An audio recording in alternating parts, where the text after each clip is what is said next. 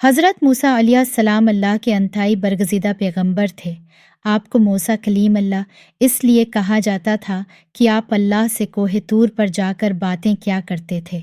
आप इलियास सलाम का एक उम्मती था जो बहुत ज़्यादा गरीब था। उसके घर कई कई रोज़ फाक़े रहते थे। एक मर्तबा उसकी मुलाकात हज़रत मूसा अलैहिस्सलाम से हुई।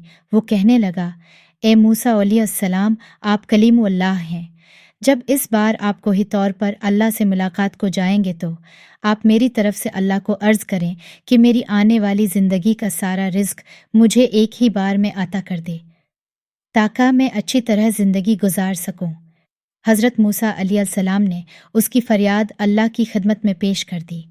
अल्लाह ने उसकी फ़रियाद कबूल फरमा दी और उसको चंद भेड़ बकरियां, गंदम और कुछ मज़ीद चीज़ें अता कर दीं। उसके बाद हज़रत मूसा अलैहिस्सलाम अपने रोज़ाना के कामों में लग गए। फिर कुछ अरसा गुजरने के बाद हज़रत मूसा अलैहिस्सलाम को वह बंदा याद आ गया। आप अलैहिस्सलाम ने सोचा कि पता तो करूं कि उसका किया बना।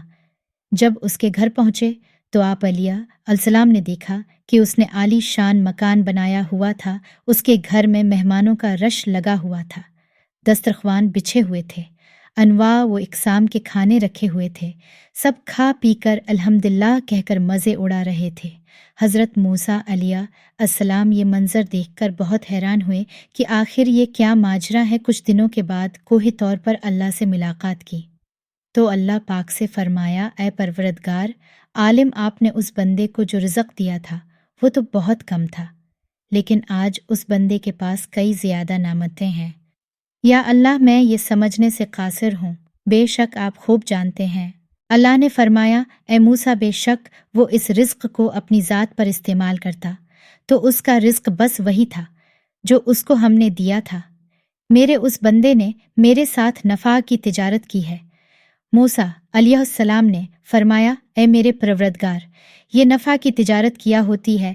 रब्बुल आलमीन फरमाते हैं, मेरे बंदे ने मेहमानों को खाना खिलाना शुरू किया, मेरे रास्ते में खर्च करने को अपना फ़र्ज़ जाना, गरीबों मुस्कीनों के लिए दस्तरख्वान बछा दिए, और मेरा जो दस्तूर है, जो मेरी राह में 1 रुपया खर्च करता है, मैं उसको 10 गना ज़्यादा देता हूँ, क्योंकि मुझसे तिजारत में उसको नफ़ा ज़्यादा हो गया, इसलिए उसके पास माल और दौलत बेतहाशा हो गया। अल्लाह पाक फरमाता है, ए मेरे बंदे, तो मेरी राह में 1 रुपया खर्च कर, मैं तुझको 10 गना ज़्यादा दूंगा।